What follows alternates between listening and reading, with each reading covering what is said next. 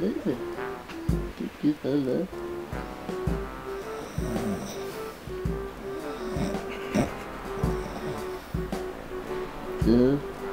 Eu vou.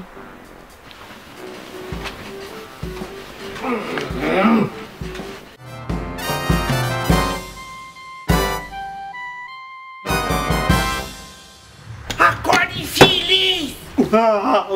Mano, o que é que tá tonto? Deus o livre.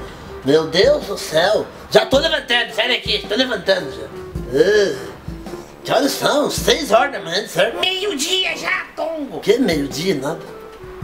Nossa.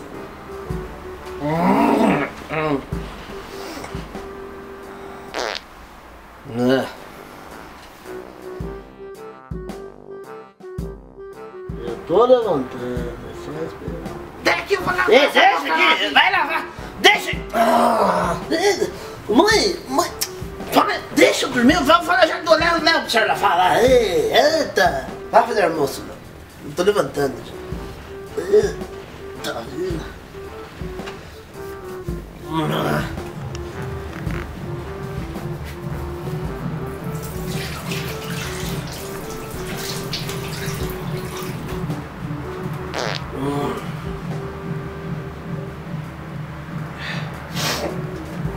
Ai, bom dia, mãe. Bom dia, teu cu. Bom dia, filho. Panteca.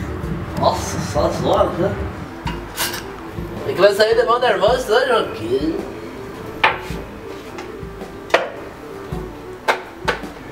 A mãe tá lavando roupa já cedo, já, dos vizinhos.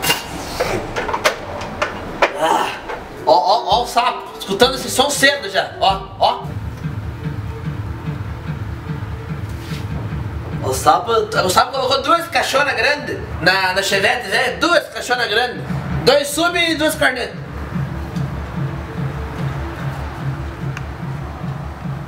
Mas que essas roupas, que você trouxe pra lavar aqui em casa? Não lava? Vou plantar mais cebolinha pra senhora aqui agora, essa semana. Vou plantar mais cebolinha aqui pra senhora e vou harpir aqui. Cadê a Lizezinha que tava aqui, mãe? A coisa levou? Levou?